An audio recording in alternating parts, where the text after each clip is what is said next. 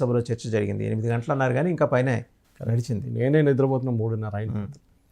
So ఎట్లా అండి, అంటే రాజ్యసభలో అయితే కొంత అనుమానం అయితే ఉంది, రాజ్యసభలో వీగిపోతుందేమో ఈ బిల్లు అని. బట్ ఎట్లా మేనేజ్ చేసింది బీజేపీ? రాజ్యసభ యాక్చువల్లీ కంఫర్టబుల్ ఉండే, ఎందుకంటే బీజేపీకి I think almost close to 100 ఉన్నారు, 98 అనుకుంటారు. సో మిగతా పార్టీలు అన్నీ కలిపితే 120, 122 దాకా వచ్చి 125 వచ్చేస్తుంది. వాళ్ళు ఈజీ కంఫర్టబుల్గా ఉన్నారు. ప్రాబ్లం రాజ్యసభ కాదు, లోక్సభ కూడా కాదు. ప్రాబ్లం ఏం జరిగేదంటే ఈ టీడీపీ కానీ నితీష్ కుమార్ వాళ్ళ పార్టీ జేడీయూ ఎక్కడైనా వాళ్ళ ఎంపీస్ ఏమైనా గొడవ చేస్తారని డౌట్ ఉండే. విప్ ఇష్యూ చేస్తారు. టెక్నికలీ ఒకసారి విప్ ఇష్యూ చేసిన తర్వాత ఏ ఎంపీ అయినా ఓట్ వేయకుండా ఉంటే లేకుంటే అబ్సెంట్ అయితే వాళ్ళని పార్టీ నుంచి తీసేయచ్చు. పార్టీని తీయడం కాదు, వాళ్ళ పోస్ట్ ఎంపీ పోస్ట్ కూడా పోతుంది, డిస్క్వాలిఫై అయిపోతారు. సో కానీ ఆ రిస్క్ తీసుకొని ఈ 2 ఎంపీలు ఇది మన జేడీయూ నుంచి 2 ముస్లిం ఎంపీలు ఓట్ చేసేసారు అగెయిన్స్ట్ ద బిల్. అది కాకుండా దానికన్నా పెద్ద ఒక నాకు వండర్ ఏమనిపించిందంటే ఈ మేనేజ్ చేశారు ఎట్లా. మోదీ గారు ఇక్కడ లేరు ఈ టైంలో, కంప్లీట్ అమిత్ షా మేనేజ్ చేశారు. మీరు చూసుంటారు, పక్కనే ఉన్నారు, కిరణ్ రిజిజు పక్కన ఉన్నారు, నిర్మలా సీతారామన్ ఉన్నారు, వీళ్ళందరూ జేపీ నడ్డా, వీళ్ళు ఒక టీం లాగా ఫస్ట్ బెంచ్లో కూర్చున్నారు అందరూ రెడీగా డిఫెండ్ చేయడానికి. ఎందుకంటే పొద్దున ఆల్మోస్ట్ 12 o'clock మొదలైన డిబేట్, అది పార్లమెంటే 11 గంటలకు మొదలైంది లోక్సభ. అక్కడి నుంచి రాత్రి 2:30 అంటే it is not a joke. So మీరు బ్రేక్ లేదు, ఏం లేదు, కంటిన్యూస్గా నడుస్తుందంటే ఇట్స్ ఎ వండర్. అడ్మిట్ ఏదో అర్ధగంట బ్రేక్ తీసుకొని ఉంటారు లంచ్కి అంతే. సో ఎట్లా మేనేజ్ చేశారు అంటే, ఎందుకంటే ఇది ఇంట్రడ్యూస్ చేయడం ఒకటే కాదు, దీన్ని తర్వాత అందరూ మాట్లాడుతూనే ఉంటారు, అన్ని పార్టీలకి టైం ఇస్తారు. ఇచ్చిన తర్వాత న్యాచురల్లీ లాస్ట్లో the minister who introduce the bill will have to reply to the bill. So Kiran Rijiju వచ్చారు. కిరణ్ రిజిజు బుద్ధిస్ట్, అరుణాచల్ ప్రదేశ్ నుంచి, అండ్ మైనారిటీ. మీరు చూసుంటారు బీజేపీలో మైనారిటీ మినిస్టర్స్ అంటే ఫస్ట్ టర్మ్ కాకుండా సెకండ్ టర్మ్ కాకుండా స్మృతి ఇరానీ పార్సీ, ఇప్పుడు కిరణ్ రిజిజు బుద్ధిస్ట్. మైనారిటీ అంటే మన దేశంలో ఇట్స్ ఓన్లీ 1 కమ్యూనిటీతో ఐడెంటిఫై చేస్తారు, అది కాదు, ముస్లిమ్స్ ఒకరి కాదు. మైనారిటీ అంటే ఇంకా మిగతా మైనారిటీ, క్రిస్టియన్స్ ఉన్నారు, జైన్స్ ఉన్నారు, పార్సీస్ ఉన్నారు. పార్సీస్ చాలా తక్కువ, 57,000 మంది అంత ఉన్నారు, కానీ వాళ్ళ ఎర్నింగ్ కెపాసిటీ చూస్తే చాలా చాలా ఎక్కువ.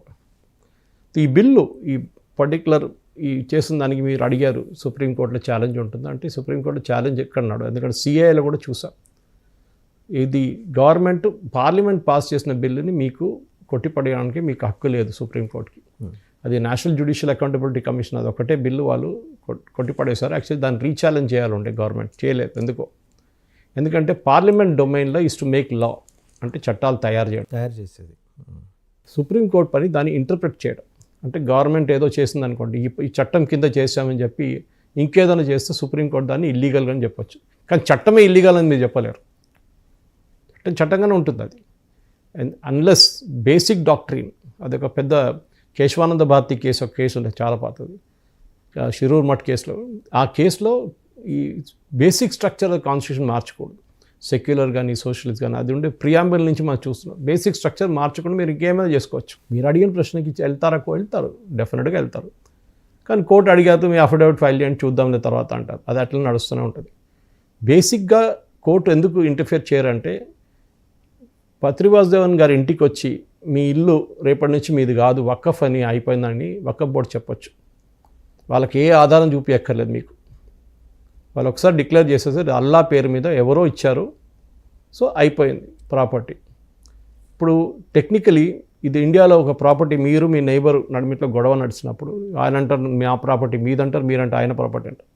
మీరు ఇద్దరు కాగితం తీసుకొని మీ పేపర్స్ తీసుకొని జడ్జి దగ్గర వెళ్తారు. జడ్జి పేపర్ అంతా చూసిన తర్వాత మీ ఆర్గ్యుమెంట్ అంతా విన్న తర్వాత డిసైడ్ చేస్తారు. ఇక్కడ అది లేదు. ఇక్కడ జడ్జి ఆయనే, ప్రాసిక్యూటర్ కూడా వాళ్ళే, డిఫెండర్ ఒక్కరే ఉన్నారు. మీరు ఎవరు చెప్పారు వక్ ప్రాపర్టీ అని? వక్ బోర్డు చెప్పింది. వాళ్ళకు ఒక ట్రిబ్యునల్ ఉంది, ఈ ట్రిబ్యునల్లో కూడా వీలే ఉంటారు, 3, 4, 5 ఉంటారు వాళ్ళు కూడా. సరే మీరు ఏమంటారు, సరే నేను ట్రిబ్యునల్కి వెళ్తానంటారు. ట్రిబ్యునల్లో మీరు ప్రూవ్ చేయాలి ఆ ప్రాపర్టీ మీదని, వాళ్ళు చూపించక్కర్లేదు. మన గుట్టల బేగంపేటలో ఒక చిన్న ఇష్యూ జరిగింది, మీకు గుర్తుంటుందేమో. 10-20 ఎకర్లో వక్ ప్రాపర్టీ అని చెప్పి ఒక హైకోర్టు కేసు వచ్చింది ఇప్పుడే 1 సంవత్సరం ముందు.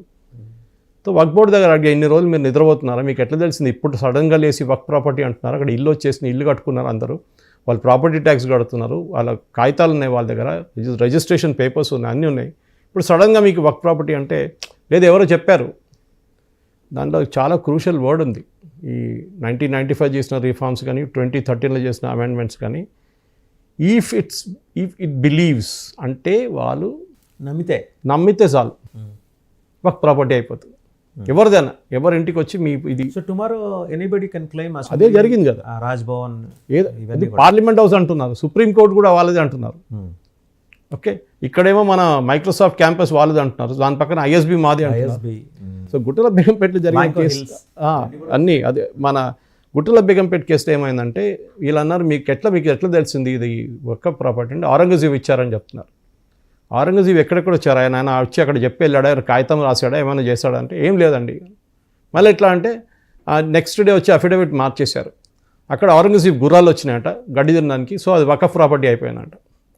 గుర్రాలు గడ్డి తింటే అయిపోతుంది అంతే. So they can say